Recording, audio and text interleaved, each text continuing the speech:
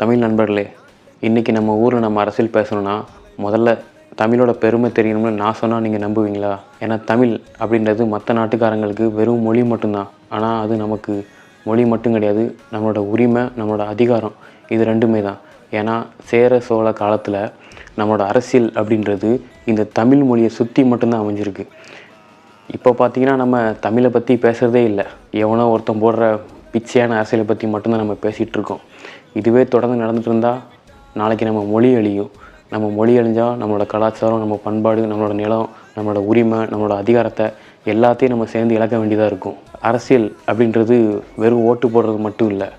நம்மளோட மொழியை, நம்மளோட கலாச்சாரத்தை, நம்மளோட உரிமையை எவன் ஒருத்தன் சிதைக்க நினைக்கிறானோ அவனுக்கு எதிராக நிற்கிறது தான் உண்மையான அரசியல்.